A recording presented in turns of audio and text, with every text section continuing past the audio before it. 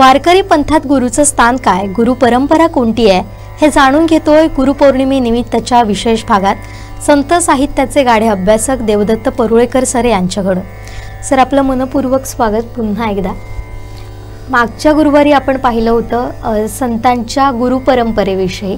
आज आपण नेमक्या कुठल्या संतांविषयी जाणून घेणार आहोत? आपण मागच्या वेळेला असं बघितलं की ज्ञानेश्वर महाराजांची गुरुपरंपरा काय होती, चांगदेवाची कथाही आपण त्या नित्यमताने बघितली आणि ह्याच परंपरेमध्ये नामदेवराय कसे येतात हेही आपण बघितलं. आता नामदेवरायांची जी नामदेवरायांना गुरु मानणारे जे आहेत त्याच्यामध्ये चोखोबा आहेत, जनाबाई आहेत, अशा अनेक संतांनी नामदेवरायांना गुरु मानलेलं आहे. त्याच्यामध्ये एक महत्त्वाचं नाम येतं, ते जे बघितलं तर आपण म्हणू शकतो की ते भागवतांचं आपण म्हणू शकतो. आता हे भागवत जे आहेत, परिसा भागवत असं त्यांना म्हणतात. तर हे काय आहे, तर परिसा भागवत हे ब्राह्मण कुटुंबामधले आणखीन ते भागवत कथा उत्तम सांगत असत म्हणून त्यांना भागवत हे आडनाव पडलेलं.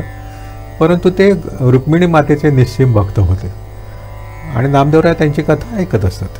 नामदेवरायांबद्दल त्यांना काही आदर नव्हता, पण परिसा भागवतांच्या पत्नीला नामदेवरायांबद्दल आदर होता. त्यांच्या शेजारी इथं जात असत. कथा एक अशी सांगितली जाते की परिसा भागवत त्यांना रुक्मिणी मातेने परीस दिला आणि परीस म्हणजे ज्याला लोखंडाला हात लावल्यानंतर तो सोन्याचा होता, तर ही कथा आहे अर्थात.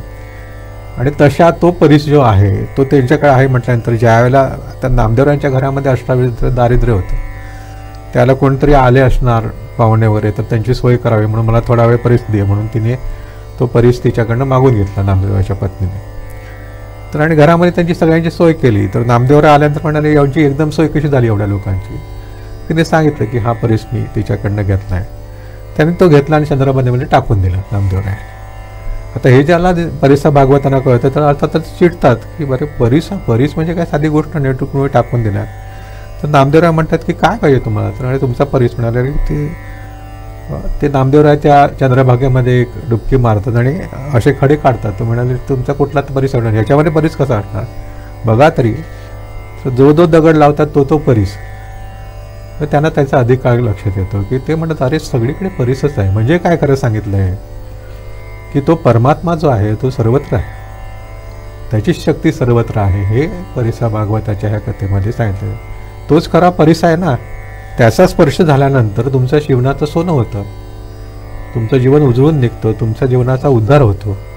आणि मग परिसा भागवत नामदेवरायांना शरण गेले आणि ज्याला नामदेवराला ते शरण जातात त्याला ते त्यांचे शिष्य बनतात.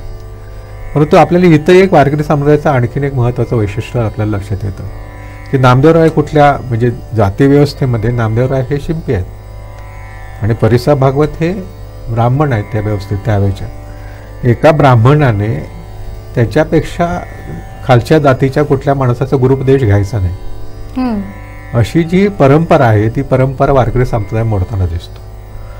आणि परिसा भागवत नामदेवरायांना शरण जातात. म्हणजे रामदास स्वामींनी सुद्धा असं म्हणून ठेवलं आहे आपल्या ग्रंथामध्ये की ब्राह्मणाने इतरांना गुरु करू नये. परंतु वारकरी संप्रदायाला हे मान्य नाही. ज्ञानी असला आणखीन संत असेल तर तो आपला गुरु होऊ शकतो. म्हणून परिसा भागवतांनी नामदेवरायांना गुरु मानलं. परिसा भागवतांचे काही अभंगही आहेत, त्यांचा अधिकारसुद्धा सगळ्या संतांनी मान्य केलेला आहे. रिंगण नावाचं एक सुंदर वार्षिक काढलं जातं दर आषाढी एकादशी निमित्ताने एकेका संतांवरती ते काढलं जातं. तर परिसा भागवतांवरती सुद्धा त्यांनी एक खूप चांगला अंक काढला आहे, तो बघण्यासारखा आहे. आपल्याला असं लक्षात येतं त्याच्यामध्ये की परिसा भागवत हे पंढरपूरचे रहिवासी. म्हणजे आज जर पंढरपूरमध्ये परिसा भागवतांचं काय आहे काय म्हणून तपासायला गेलं तर त्यांची समाधी मिळत नाही, त्यांच्या घराच्या कुठे होते काही कळत नाही, काहीही मिळत नाही. म्हणजे त्यांचं काही ठाव ठिकाण. हे कसं कशामुळे झालं असेल तर नंतरच्या कालखंडामध्ये हा प्रवाहसुद्धा कुठेतरी पुसला गेला असणार आणि हे असं होणं बरोबर नाही असं वाटणारा एक मोठा सनातनी समाज असणार, त्याने हे अस्तित्व पुसण्याचा प्रयत्न केलेला असण्याची शक्यता आहे. परंतु वारकरी संप्रदायामध्ये अभंगाच्या रूपाने म्हणा किंवा म्हणाले वारिसा भागवत जिवंत आहेत आणि त्यांचं महत्त्व आपण मान्य करू शकतो. ही जी कथा आहे ही नामदेवांच्या परंपरेमधली कथा आहे असं आपण म्हणू शकतो. बरोबर सर. याचबरोबर संत एकनाथ हे नाव मोठं आहे संत परंपरेमध्ये, तर त्यांचे गुरु कोण? एकनाथांच्या बाबतीमध्ये जर म्हटलं तर आपल्याकडे चार मोठे संत म्हणून लोकांच्या म्हणजे सातत्याने येतात. म्हणजे ज्ञानेश्वर माऊली, नामदेवराय, एकनाथ महाराज, तुकाराम महाराज. कारण त्या कालखंडामध्ये नाथांचं काम खूप मोठं आहे. कारण ज्ञानेश्वर माऊलींच्या कालखंडामध्ये किंवा नामदेवरायांच्या कालखंडामध्ये आपल्याला असं लक्षात येतं की एक संतांची मांदी अळीच निर्माण झाली. म्हणजे अनेक संत एकाच वेळेला काम करतायत असं आपल्याला त्या लक्षात येतं. मध्ये बराच काळ निघून गेलेला आहे आणि त्यानंतर नाथांचा अवतार आहे, म्हणजे एकनाथ महाराज आले. तर एकनाथ महाराजांचे गुरु कोण? तर एकनाथ महाराज पैठणला त्यांचा जन्म, आणखी नंतर गुरुच्या शोधासाठी ते देवगिरीला जातात. देवगिरी जी आहे म्हणजे पूर्वीचं दौलताबाद, तर तिथं जे देवगिरीचं आहे तिथं त्या जो किल्ला असतो त्या किल्ल्याचे जे किल्लेदार असतात ते जनार्दन स्वामी. आता बघ कसं विलक्षण आहे, म्हणजे जनार्दन स्वामी हे एक किल्लेदार आहेत आणि त्याचबरोबर ते मोठे अध्यात्माचे अधिकारी पण आहेत. हे नाथांना माहीत असतं. नाथ त्यांना शरण जातात आणि नाथांनी तिथं राहून जनार्दन स्वामींची सेवा केली, विलक्षण सेवा केली. आणि मग जनार्दन स्वामीने त्यांना गुरुपदेश दिला, त्यांना ग्रंथ वेगवेगळे समजून सांगितले. एवढंच नव्हे तर प्रत्यक्ष दत्तात्रयांचा त्यांना दर्शन घडून आणलं. जनार्दन स्वामी हे दत्तात्रयाचे शिष्य असं समजलं जातं. म्हणजे नाथाने एका अभंगामध्ये आपली गुरुपरंपरा सांगताना जो निर्गुण निराभास जेथून उद्भव शबल ब्रह्म असं आदिनारायण म्हणती त्यास तो सर्वांचे आदिगुरु, ही जी परंपरा हा अभंग आहे त्याच्यामध्ये. तर त्याने असं सांगितलं नारायण म्हणजे भगवान विष्णू हे पहिले.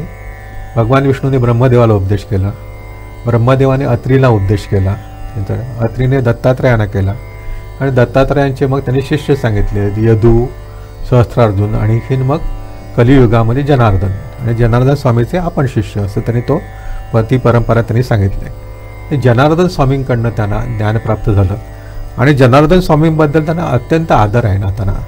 नाथाने त्यांची विलक्षण सेवा केलेली आहे, म्हणजे ती एवढी सेवा केलेली आहे त्याच्या अनेक कथा नाथांच्या चरित्रामध्ये आहे. एक विलक्षण गोष्ट अशी की एकदा जनार्दन स्वामी हे ध्यानाला बसले असताना शत्रूस त्यांच्यावरती चालू करून येतात, तेव्हा नाथ चिलखत घालून त्या शत्रूंबरोबर लढतात. नाथांच्या आणि तिथं राहिल्यामुळे नाथाने अनेक तिथल्या सगळा राज्यकारभार बघितला, राज्यकारभारामधली पत्र बघितली, त्याच्यावरती नाथाने भारुडांची रचना केली. त्यांच्या त्या भारुडांमध्ये आज्ञापत्रांपासून सगळी पत्र वेगवेगळी आपल्याला वाचायला मिळतात. हे सगळं तिथं राहून नाथ शिकले आणि मग नाथांनी आपल्या गुरूंना एका प्रकारे अजरामर केले की त्यांची जी साईन आहे, म्हणजे आपण म्हणतो की प्रत्येक अभंगाच्या शेवटी तो कोणाचा हे सांगण्यासाठी, तर आपल्याला ज्ञानेश्वर माऊलीची माहीत आहे की बाप रखुमा देवीवर असं म्हणतात, नामदेवराय नामा म्हणे म्हणतात, तुकाराम महाराज तुका म्हणे म्हणतात. तसं एकनाथ महाराजांचं काय तर ते एका जनार्दनी असं म्हणतात. जनार्दनाचा शिष्य तो एकनाथ, तो मी, असं त्यांनी कायमस्वरूपी त्याच्यामध्ये लिहून त्यांचं हे केलेलं आहे. त्यानंतर आपल्याला असं लक्षात येतं की वारकरी संप्रदायामध्ये आणखीन एक ह्याच्यामध्ये थोडा फरक केलेला आहे, म्हणजे गुरु, सद्गुरू आणि श्रीगुरू. म्हणजे काय तर आपल्याला काही ज्ञान देतो तो गुरु. सद्गुरू म्हणजे आपले आध्यात्मिक ज्ञान आपल्याला देतो, व्यक्तीपुरतं एका व्यक्तीने दुसऱ्या व्यक्तीला देणं, हा सद्गुरू. आणि अख्ख्या जगाला जो उपदेश करू शकतो, जो त्या श्रेष्ठत्वाला पोचलेला आहे, तो श्रीगुरू. मग ज्ञानेश्वर माऊलींनी आपल्या गुरूंचं वर्णन करतात, श्रीगुरू सारिका असता पाठीराखा असं एका ठिकाणी म्हटलंय. निवृत्तीन जाताना ते श्रीगुरू म्हणतात. तसं ज्ञानेश्वरांनी ज्या वेळेला नाथांना दृष्टांत दिला की मुळी कंठा लागली आणि मग ज्ञानेश्वर माऊलींना भेटण्यासाठी, म्हणजे ज्ञानेश्वर माऊलींचा अवतार आधी खूप वर्षात झाला आहे, तर त्यांची समाधी शोधण्यासाठी म्हणून नाथ आळंदीला आले. त्यांनी समाधी शोधून काढली आणि मग ज्ञानेश्वर माऊली त्यांना दिसली असं ते म्हणतात. आणि तिथं मग त्यांनी ज्ञानेश्वरी त्यांच्याकडे दिली आणि नाथांनी मग ज्ञानेश्वरी प्रतिशुद्ध केली. तर त्यावेळेला त्यांनी असं म्हटलंय की श्रीगुरू भेटले ज्ञानेश्वर. आणि नाथाने एका ठिकाणी म्हटले की ज्ञानदेवे बोध जगासी पै केला, एका जनार्दनी झाला पूर्ण बोध. म्हणजे ज्ञानदेवाने सगळ्या जगाला उपदेश केला आणि त्याचा पूर्ण बोध कोणाला झाला तर मला झाला. म्हणजे त्याने ते गुरुत्व ज्ञानेश्वर माऊलींचं सुद्धा एका प्रकारे असं मान्य केलं आणि ते ह्या संप्रदायामध्ये नाथ आलेले असलेला दिसून येतात. कारण नाथांची परंपरा एका बाजूने बघितलं तर महाविष्णूची आहे आणि दुसरं म्हणजे त्यांच्या घरामध्ये दत्त संप्रदाय आहे, जो त्यांच्या गुरु परंपरेतनंच आला त्यांना. त्यामुळे गुरु ती दत्त संप्रदायाची जी मालिका आहे ती तिकडे आपल्याला दिसते. परंतु तेव्हा वारकरी संप्रदायामध्ये कसे आले तर अशा मार्गाने आले की ज्ञानेश्वरीचा शोध घ्यायला गेले आणि मग ज्ञानेश्वरी हातामध्ये आल्यानंतर त्यांनी ज्ञानेश्वरांना आपलं गुरु मानले. अर्थात दत्त संप्रदायामध्ये अनेक गुरु करण्याची प्रथा आहे. म्हणजे स्वतः अवधूताने 24 गुरु केल्याची कथा भागवतामध्ये नाथानेच लिहिलेली आहे. त्यामुळे असं नाही आहे की ज्ञान प्राप्त करण्यासाठी कोणालाही गुरु करावं, परंतु ज्यावेळेला त्यांना ज्ञानेश्वर माऊली भेटतात त्यावेळेला श्रीगुरु त्यांना भेटतात. अशा पद्धतीने ते या संप्रदायामध्ये आलेले दिसून येतात. बरोबर सर. आणखीन एक मोठं नाव ते म्हणजे संत तुकोबांचं. आणि त्यांनी तर अगदी समाजातल्या चुकीच्या प्रथा परंपरांवर थेट प्रहार केलाय. त्यांना त्याचा त्राससुद्धा सहन करावा लागला, पण हे त्यांनासुद्धा करणं शक्य झालं ज्यावेळी त्यांनी गुरूंना ते शरण गेले. पण त्यांचे गुरु नेमके कोण? आता तुकोबांच्या बाबतीमध्ये खूप विलक्षण आहे. म्हणजे तुकोबांच्या बाबतीमध्ये गुरुपदेशना कसा झाला तर स्वप्नामध्ये झाला असं तुकोबा म्हणतात. आणि सत्यगुरु राय कृपा मज केली परिणाहे घडली सेवा काही असं त्यांचा आपला कसा गुरुपदेश झाला ह्याचं वर्णन त्याने केलंय. आणि बाबाजी आपुली सांगितले नाव मंत्र दिला रामकृष्ण हरी. बाबाजी त्यांनी आपलं नाव सांगितलं आणि रामकृष्ण हरी हा मंत्र दिला असं तुकोबाने सांगितलं. आता हे बाबाजी कोण असू शकतील तर तुकोबा दुसऱ्या ठिकाणी एका ठिकाणी म्हणतात की माझ्या विठोबाचा कैसा प्रेम व्हावं, आपणची देव होय गुरु. देवच गुरु होऊ शकतो. जर तुम्हाला गुरु भेटला नाही तर देवच गुरु होऊ शकेल. तर हे गुरु म्हणजे माझे देवच आहेत. आता ही बाबाजींची जी परंपरा आहे गुरु परंपरा ती कुठली तर ते म्हणजे तुकोबांची परंपरा पुन्हा ज्ञानेश्वर माऊलींशी जोडलेली आहे. हे आपलं कसं कळतं तर ती गुरु परंपरा तुकोबांना गुरु मानणारी ज्या बहिणाबाई आहेत त्यांनी एका अभंगामध्ये लिहून ठेवलेली आहे. त्या काय म्हणतात की ती परंपरा कशी आहे तर ज्ञानेश्वर माऊलींचे शिष्य सच्चिदानंद बाबा ज्यांनी ज्ञानेश्वरी लिहिली, ज्ञानेश्वरीचे लेखक झाले जे सच्चिदानंद बाबा, ज्ञानेश्वरांनी सांगितली लिहून घेतली ते सच्चिदानंद बाबा. सच्चिदानंद बाबांचे शिष्य जे आहेत ते विश्वंभर महाराज. विश्वंभर बाबाचे शिष्य राघव चैतन्य, केशव चैतन्य, बाबाजी आणि बाबाजींचे शिष्य तुकाराम महाराज. तुकाराम महाराजांचे शिष्य बहिणाबाई. म्हणजे या दृष्टीने ज्ञानेश्वर माऊलींच्या परंपरेमध्येच तुकाराम महाराज येतात. त्यांना ते अत्यंत ज्ञानेश्वर माऊलींबद्दल त्यांना खूप मोठा आदर आहे. ते ज्ञानेश्वर माऊलींचं आपल्याला लेकरू समजतात आणि हीच परंपरा. आणि म्हणून ज्ञानेश्वरी माऊलींनी जो काही चिदुलासाचा सिद्धांत मांडला आणि जे तत्वज्ञान मांडलं तेच तत्वज्ञान आपल्या अभंगांमधनं तुकोबांनी जास्त प्रगटपणे सगळीकडे पोचवलं आणि त्याचा आविष्कार सगळीकडे केला. आता ह्या सगळ्या परंपरेमध्ये तुकोबांचं वैशिष्ट्य काय आणि सगळ्यांचं आपल्याला एक लक्षात येतं की ज्ञानेश्वर माऊलींपासून तुकोबांपर्यंत सगळ्या वारकरी संप्रदायामध्ये गुरुचं महत्त्व त्यांनी जाणले. गुरुबद्दल त्यांना आदर आहे, परंतु गुरुबाजी नाही. गुरुबाजीला त्यांनी विरोध केलेला आहे आपल्याला लक्षात येऊ शकतं. गुरुंबद्दल आदर ठेवा परंतु गुरुबाजीला विरोध केलेला आहे. ते आपण समजून घेऊयाच. पण तुकोबांना गुरु मानणारे सुद्धा अनेक संत होते. त्यातलं एक नाव तर तुम्ही सांगितलं संत बहिणाबाई. ते नातं नेमकं कसं होतं आणि त्या व्यतिरिक्त आणखीन तुकोबांचे कोण शिष्य होते? हां, बहिणाबाईच्या बाबतीमध्ये ही एक खूप महत्त्वाची खूप छान प्रश्न तू विचारला. आणि या दृष्टीने आणखीन महत्त्वाचं काय, बहिणाबाई ही मूळ ब्राह्मण घरातली ती स्त्री आहे आणि लहानपणी तिचा विवाह झाला. तिचा नवरा खूप तिच्यापेक्षा वयाने खूप मोठा आहे आणि आपण बालजरठ विवाह जे म्हणतो तशा स्वरूपाचा तिचा तो विवाह आहे. आणि अशा अवस्थेमध्ये तिला तुकोबांच्या बद्दलची माहिती ज्यावेळेला कळते त्यावेळेला ती तुकोबांना शरण जाते. म्हणजे तुकोबांना जायचं असं ठरवते आणि तिच्या स्वप्नामध्ये मग तुकोबांचा आपल्याला उपदेश झाला असं बहिणाबाईने म्हटलंय. बहिणाबाई तुकोबांना भेटण्यासाठी म्हणून देऊला येतात आणि तुकोबांना आपलं गुरु मानायला लागतात. तिच्या नवऱ्याचा त्यांना पूर्ण विरोध आहे. पहिल्यांदा खूप विरोध त्यांनी केला आहे, त्यांनी त्रास दिला आहे तिला. ते सगळं बहिणाबाईने आपल्या अभंगामध्ये लिहिलेलं आहे.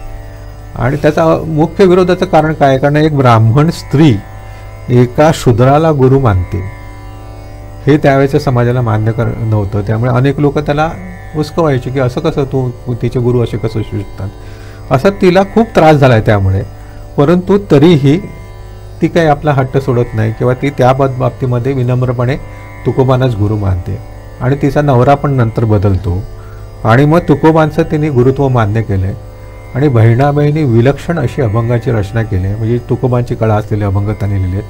तिने महत्त्वाचं म्हणजे वज्रसूची नावाचं एक जे बौद्ध परंपरेतलं उपनिषद आहे ज्याच्यामध्ये ह्या सगळ्या वर्णाश्रमाची वेगळी व्याख्या केलेली आहे. त्याच्यावरती अभंगात्मक तिने त्याचा अनुवाद केलेला आहे. अशा प्रकारे खूप तिने काम केलं बहिणाबाईने आणि ही परंपरा आपल्याला त्याच्यातनं दिसते. म्हणजे एक ब्राह्मण स्त्री तुकोबांसारख्या वैश्य म्हणा शूद्र म्हणा त्याला गुरु मानते. दुसऱ्या बाजूला 2 आणखीन शिष्य त्यांचे खूप महत्त्वाचे सांगितले जातात. एक म्हणजे निळोबाराय, ते सुद्धा ब्राह्मण कुळातले. निळोबारायांचे हे तुकोबांचे शिष्य म्हणून प्रसिद्ध, परंतु निळोबारायांचे आणि तुकोबांचे प्रत्यक्ष तुकोबारायांचा अवतार समाप्तीपर्यंत निळोबारायांची त्यांची भेट झालेली नाही. नंतर त्यांना नारायण महाराजांकडनं तुकोबांच्या पुत्रांकडून तुकोबांची कीर्ती समजते. ते येतात, प्रत्यक्ष तुकोबांचं दर्शन होत नाही म्हणून मग त्यानंतर ते तपश्चर्या करतात आणि मग तुकोबा प्रगट होतात आणि त्यांना उपदेश देतात. अशी कथा निळोबारायांची सांगितली जाते. आणि निळोबाराय ते त्यांचे शिष्य ज्यांना वारकरी संप्रदायामधले शेवटचे संत म्हणून मान्यता आहे. म्हणजे वारकरी कीर्तनामध्ये किंवा प्रवचनामध्ये ज्या संतांचे दाखले म्हणजे त्यांच्या अभंगांचे दाखले दिले जातात त्याच्यातले शेवटचे संत म्हणजे निळोबाराय असं मानलं जातं. अर्थात त्यानंतर लोकांनी लिहिले आहेत अभंग रचना, परंतु ती कीर्तन प्रवचनामध्ये घेतली जात नाही. तर हे निळोबाराय जे आहेत ते निळोबाराय ही त्यांची परंपरा. आणि निळोबारायांचे शिष्य मग शंकर स्वामी म्हणून होते आणि शंकर स्वामींचे शिष्य हे मल्लाप्पाणा वास्कर आणि वास्करांचा फड तिथनं आला असं आपण म्हणू शकतो. हे जे निळोबार आहेत ते पण कुलकर्णी ब्राह्मण कुटुंबातले, तेही तुकोबांना म्हणतात. आणखीन एक महत्त्वाचं नाव म्हणजे ब्रह्मे. आता हे जे ब्रह्मे आहे त्यांचं काय झालं, ते पण ब्राह्मण कुटुंबातले, ते तुकोबांना शरण झाले. आणि तुकोबांना शरण झाले आले आणखीन म्हणजे तुकोबांना त्यांनी गुरु मानलं. प्रत्यक्ष त्यांची भेट झालेली नाही परंतु त्यांनी गुरु मानलं. आता ह्यांना सुद्धा खूप त्रास झाला, परंतु त्यांनी आपले गुरु म्हणून त्यांना मानलं. आणि हे ब्रह्मे म्हणजेच नंतर राजगुरू झाले. जे शिवाजी राजांच्या वंशामधल्या लोकांचे जे गुरु झाले राजगुरू, ते म्हणजे राजगुरू जे नगर आहे ते ब्रह्मेंना दिलं गेलं. अशा प्रकारे ती त्यांची परंपरा आहे असं आपण बघू शकतो. ह्याच्यामध्ये एक महत्त्वाची गोष्ट तुला लक्षात येईल की ब्राह्मण कुळामध्ये जन्माला आलेल्या लोकांनी सुद्धा तुकोबांना गुरु मानलंय. आणि रामेश्वर भट्टाचा उल्लेख येतो. रामेश्वर भट्टांना ज्याला उपरती होते त्याला ते तुकोबांना शरण जातात आणि ते तुका विष्णू नाही दुजा एवढं म्हणतात. त्यांनी असं स्पष्ट म्हटलं की रामेश्वर भट्ट म्हणे द्विजा, अरे द्विजा आपणही द्विज आहेत आणि द्विजानो पहा तुका आणि विष्णूमध्ये फरक नाही, तुका विष्णू नाही दुजा एवढा अधिकार त्यांनी मान्य केला आहे. आणि वारकरी संप्रदाय तुकोबांना जगद्गुरूच मानतात. म्हणजे आपल्याकडे जगद्गुरू हे श्रीकृष्णाला लावलं जातं, तसंच वारकरी संप्रदायामध्ये तुकोबांना जगद्गुरू मानलं जातं. आणि हे सगळं करत असताना, परंतु वारकरी संप्रदायाने एवढं सगळं करत असताना मात्र एवढी मोठी गुरु परंपरा आहे, त्यांचं श्रेष्ठत्व मान्य केलं आहे. परंतु मुख्य गोष्ट ते संत असले पाहिजेत आधी आणि मगच ते गुरु होऊ शकतात. हा जो आग्रह आहे तो कायम ठेवला आहे, म्हणून गुरुबाजीला स्थान नाही. बरोबर. आता जसं तुम्ही सर उल्लेख करता की गुरुचं महत्त्व त्यांनी जाणलं प्रत्येक संतांनी आणि आपल्या आयुष्यात स्थान दिलं आहे, पण गुरुबाजीला मात्र त्यांनी कडाडून विरोध केलेला आहे.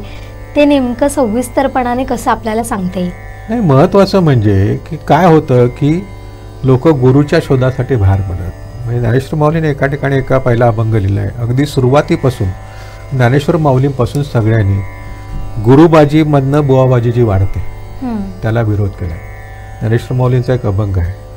तर ते काय म्हणतात की माणसं म्हणत तापत्रय तापले गुरु ते गिवसती भगवे देखोनी म्हणती ताराजी स्वामी ते तव ते निर्णोनी उपदेशाती जेती आन आन उपदेशेती थकले निश्चिती. आता ते काय म्हणतात की माणूस तापत्रयाने म्हणजे अनेक हे जे तीन ताप मानले त्याच्यामध्ये, त्यामुळे माणूस थकलेला असतो, वैतागलेला असतो.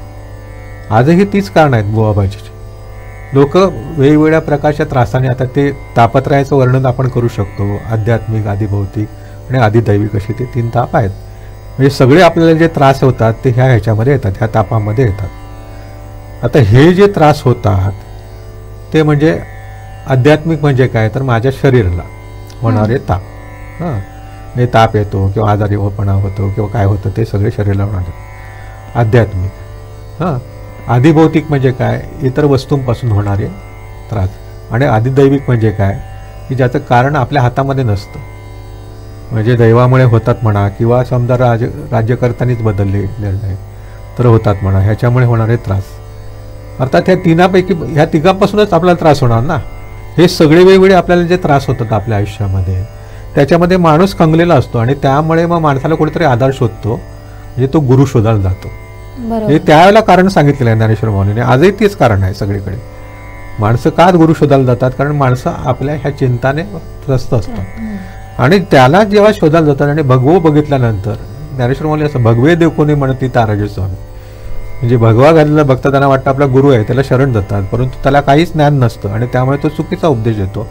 ज्ञानेश्वर माऊलीने खूप सुंदर उदाहरणं दिलेत. उन्हाळ्यामध्ये वैतागलेला माणूस म्हणायला लागले थंडावा लावावा म्हणून आपल्या पायाला बिबा जर त्याने सोयला तर काय होईल, तर बिबाने फोडला जाईल, आणखीनच उष्णता होणार. तर म्हणाले म्हणजे बिबा घेऊन त्याला वाटलं काय आणि थंड होईल, परंतु त्याला त्रास झाला, तसं होतं म्हणाले. किंवा म्हणाले की उन्हामध्ये जातोय, सावली शोधायची म्हणून एका झुडपाखाली माणूस जातो, तिथं अस्वल असतो आणि ते अस्वल ओरबडून खातं. असं त्यांनी ती उदाहरण दिलेत. किंवा आपल्याला भूक लागली म्हणून तो खाल्ला जातो, तर कापूस खायला मिळतो, कापसाची बोंड मिळतात, त्याने काही भूक ठेवत नाहीत. म्हणजे अशी उदाहरणं काय दिली आहेत की ज्या आशेने गेलेले असतात त्याचे विपरीत होतं, उलटं. बरोबर. तसं म्हणायला लागले की गुरुकडे जाणारी लोक फसतात, त्यामुळे तुम्ही तिथं जाऊ नका असं त्यांनी सांगितलेलं आहे. गुरु कोणालाही करावा का नाही, माणसाने गुरुला तपासून बघावं का, जरूर तपासून बघावं. त्याचं ज्ञान काय आहे त्याचं ते तपासला पाहिजे आणि तरीच त्याला स्वीकारलं पाहिजे. उगीच गुरु करायचा म्हणून गुरु करण्यात अर्थ नाही. आणि अशा अवस्थेमध्ये लक्षात येतं की त्याच्यामध्ये म्हणून संतांनी असं म्हटलं की तुकाराम महाराजांनी असं म्हटलं की नव्हे गुरुदास्य संसारिया, जे संसार करतात, प्रपंच करतात, त्याने गुरुदास्य करू नये, गुरुची दास्य करण्याचे नाही. गुरुच्या बाबतीमध्ये त्यांनी असं म्हटलं की गुरु गुरु गुरु गुरु करतात लोक, खूप शिष्य परिवार जमवतात, हे खरे गुरु नाहीत. मठमठिका मानतात, ते खरे गुरु नाहीत. आपल्या कुठल्या गुरुचा उपदेश सफल होतो, जो आपल्या शिष्यांची सेवा घेत नाही तोच खरा गुरु आणि त्याची उपदेश सफल होतो. असं गुरुबाजीवरती त्याने कठोर टीका केली. गुरुबाजीला स्थान नाही, आपल्या शिष्यांकडून सेवा करून घेऊ नये, गुरुने पूजन बिजन करून घेऊ नये. बरोबर. कारण ती त्यांच्याकडनं सेवा करून घेण्याचं काय कारण नाही. गुरुने आपल्याकडचं ज्ञान असेल ते त्यांना द्यावं आणि उलट आपण कृतज्ञ राहावं, कारण आपली परंपरा ज्ञान आपण दुसरीकडे देतो, ती पुढे परंपरा चालू राहते. ह्याच्यासाठी आपण त्यांनीच कृतज्ञ राहावं, अशी परंपरा त्यांनी त्याच्यामध्ये मांडलेली आहे. आणि ही जी परंपरा आहे त्यामुळे आपल्याला असं लक्षात येतं की संतांनी गुवाबाजीवरती किंवा कठोरपणे प्रहार का केले, कारण त्याच्यामुळे लोक फसली जाऊ शकतात. म्हणून हे तारतम्य राहिलं. म्हणजे मग गुरुपदेश कशा प्रकारचा असला पाहिजे, जसा संतांनी केला तसा. म्हणजे ते ज्ञानेश्वरीमध्ये सुद्धा आलं आणि तुकाराम महाराज म्हणतात की उपदेश कसा असला पाहिजे, तर मेघवृष्टीप्रमाणे असायला पाहिजे. म्हणजे काय, पाऊस पडतो तर पाऊस असं बघत नाही की मी कुठे पडायचं आहे. म्हणजे त्याने असं उदाहरण दिलं, हागणदरीच्या ठिकाणी पण पाऊस पडतो, शेतामध्ये म्हणजे असेल तिथं पण पडतो आणि कुठेही पडतो. काही ठिकाणचा पाऊस वाळून जातो, वाया जातो. शेतामध्ये योग्य ठिकाणी पडला तर तिथं चांगलं पीक येतं आणि काही ठिकाणी वाया जाऊ शकतो. उपदेश आहे, संत सगळ्यांना उपदेश करतात आणि ज्याची ज्याप्रमाणे क्षमता असेल तेवढंच तो त्याचं ग्रहण करणार ना. संतांनी सगळ्यांना उपदेश करावा, जगाला उपदेश करतात. म्हणजे जे ज्ञानेश्वर माऊलींच्या बाबतीमध्ये नाथाने सांगितले की ज्ञानदेवे बोध जगाचे पै केला, जगाला सांगितलं त्यांनी उपदेश करून. ज्ञानेश्वरी हा ग्रंथ काय एकट्या व्यक्तीसाठी आहे का? नाही, सगळ्या जगाला ज्ञान खुलं करून सांगितले. आपल्या ग्रहण क्षमतेप्रमाणे आपण घ्यावं. एखाद्या माणसाचा ज्ञानेश्वरी वाचून उद्धार होऊन जाऊ शकेल, एखाद्या माणसाला त्याचा वेळ लागू शकेल, त्याच्यातनं आनंद घेऊ शकेल, एखाद्या माणसावरती कायच परिणाम होणार नाही. ज्याची जेवढी जेवढी तयारी असेल त्याप्रमाणे तो आस्वाद घेऊ शकणार ना. हे जे आहे ते त्यांनी असं सांगितलं की असं नाही आहे, ते सगळ्यांना त्यांनी ज्ञान दिलेलं आहे, ते तुम्ही स्वीकारा, त्यांना गुरु माना. म्हणून गुरुला शोधत जावं लागेल का? तर गुरुला शोधण्याची गरज नाही. तुमची तयारी झाली की गुरुच तुमच्याकडे येते. म्हणून त्याने म्हटलंय की माझ्या विठोबाचा कैसा प्रेम व्हावं, आपणचे देव होय गुरु. गुरु तुमच्याकडे आपोआप येणार, ते तुम्हाला उपदेश देणार. कोणत्या रूपात येणार माहीत नाही, कोण म्हणून येणार माहीत नाही. अधिकार आपला त्यांना शोधण्यासाठी म्हणून संतांना शोधणं अधिक अवघड आहे आणि संतांची लक्षणं सगळ्यांना कळत नाहीत. असंही जेव्हा आपण संत होतो त्यालाच कळतात असं त्यांनी म्हटलेलं आहे. तर हे जर असेल आणि जर संतांनाच गुरु करायचं असेल तर मग आपला अधिकार तेवढा व्हायला पाहिजे ना. म्हणून मग सर्वात सोपा उपाय काय काय, संत साहित्य वाचावं. तेच आपले गुरु आहेत, तेच ग्रंथ आहेत. आणि ही परंपरा त्यामुळे त्या पद्धतीने वारकरी संप्रदायामध्ये आली जाते. त्याच्यामध्ये एक प्रकार असा आहे की लोक असं समजतात काही जण, म्हणजे आता हे फॅड खूप वाढत चालले की जो माळ देतो तोच गुरु, किंवा आता वारकरी संप्रदायात नसलेले गुरुपूजन किंवा हे ह्या गोष्टी सुद्धा यायला लागल्यात. कारण त्याच्यामध्ये जी बुवाबाजी करणारी लोक घुसली आणि त्यामुळे ती लोक हे करायला लागली. हे वारकरी संप्रदायामधलं मूळ तत्व नाही. म्हणजे माळेच्या बाबतीमध्ये तर माळ ही म्हटलं तसा तो मध्यस्थ आहे. फक्त माळ ही पांडुरंगाची असते, त्या व्यक्तीची नव्हे. याच्यामधलं मोठं उदाहरण म्हणजे जोग महाराजांचं आहे. जोग महाराज हे अत्यंत श्रेष्ठ अशा प्रकारचे गुरु परंपरेचे आपण म्हणून, ज्यांनी संतत्वाला ते पोचले आणि ज्यांनी अनेक शिष्य निर्माण केले, ज्यांनी वारकरी शिक्षण संस्था पहिली सुरू केली, ते विष्णुबुवा जोग महाराज. त्यांना ज्याला माळ घ्यायची पाळी आली त्याला ते आळंदीला गेले आणि त्यांनी माळ ज्ञानेश्वर माऊलींच्या समाधीवर ठेवली आणि आपल्या गळ्यात घातली. त्यांनी कुठल्या व्यक्तीकडनं घेतले नाही. हे डळलेलं उदाहरण आहे. आणि त्यांच्या परंपरेमध्ये अनेक लोकांना, आणि त्यांच्याकडे कोण जर माळा घ्यायला गेले तर तसे देत नसत ते पटकन. तुझी काय तयारी झाली, किती वेळा ज्ञानेश्वरीचं पारण केलंस, गाथा किती वाचलीस. बंकट स्वामी ज्यावेळेला त्यांच्याकडे गेले की मला माळ द्या म्हणून जोग महाराजांनी, त्यांनी सांगितलं की ज्ञानेश्वरीची 100 आणि तुकोबांच्या गाथ्याची 100 पारायण करा आणि मग माझ्याकडे माळ मागायला. बंकट स्वामी हे तेवढेच जिजेचे, त्यांनी ते केली, तुकोबांची गाथा मुखोद्गत केली आणि मग जोग महाराजांकडे गेले आणि जोग महाराजांनी माळ दिली. त्याच ताकदीचे त्यामुळे त्यांची शिष्य परंपरा निर्माण झाली. अशा प्रकारे म्हणजे हे जे आहे अशा स्वरूपाचं जे संतत्वाला जे पोचलेले आहे त्यांच्या जीवनामध्येच आपल्याला दिसतो झालेला फरक. तर बंकट म्हणजे जोग महाराजांनी आपली सगळी इस्टेट ही वारकरी शिक्षण संस्थेला दिली. बंकट स्वामींनी आपल्या हयातीमध्ये खूप धर्मशाळा बांधल्या. पंढरपूरची मोठी धर्मशाळा बांधली. बंकट स्वामीच्या नावाची आजही पंढरपूरला मोठी धर्मशाळा आहे. परंतु त्या धर्मशाळेमध्ये बंकट स्वामी कधी राहिले नाहीत, त्या धर्मशाळेत कधी झोपले नाहीत, त्याचे ते कधीही ट्रस्टी झाले नाहीत, त्या धर्मशाळेत कधी जेवले पण नाहीत. हे लोकांच्या सोयीसाठी आहे. हे जे आहे ना हे कुठनं येतं, हे त्यांना जे आलेलं आहे म्हणजे ती खरी संतत्वाकडे, खऱ्या अध्यात्माकडे वाटचाल आहे. मामा दांडेकर त्यांचे एक शिष्य, इगतपुरीकर शिष्य, हे प्रत्येक जण व्यक्ती सुद्धा म्हणून श्रेष्ठ का झाली, कारण त्या स्वरूपाचा आचार विचार त्यांनी ठेवला. म्हणून गुरुबाजीला कुठेही स्थान या संप्रदायामध्ये नाही. आणि आपल्या गुरूंना प्रश्न विचारावेत का, जरूर विचारावेत असं त्यांनी म्हटलं. कारण शेवटी ज्ञान संक्रमित होतं ते प्रश्नामधूनच होतं. बरी प्रश्नेनं सेवया असं म्हटलेलं आहे. गुरुची सेवा करा आणि प्रश्न विचारा. आणि ही परंपरा आपण लक्षात घेतली पाहिजे जी भगवान श्रीकृष्णापासून चालू आहे. भगवान श्रीकृष्णाने उपदेश केला अर्जुनाला, ते प्रश्नोत्तर रूप आहेत. आपली सगळी उपनिषद प्रश्नोत्तर रूपामध्ये आहेत. आणि जर ज्ञान मिळवायचं असेल गुरुला प्रश्न विचारावेच लागतील. त्यामुळे हे प्रश्न विचाराची सोय सगळीकडे ठेवलेली आहे.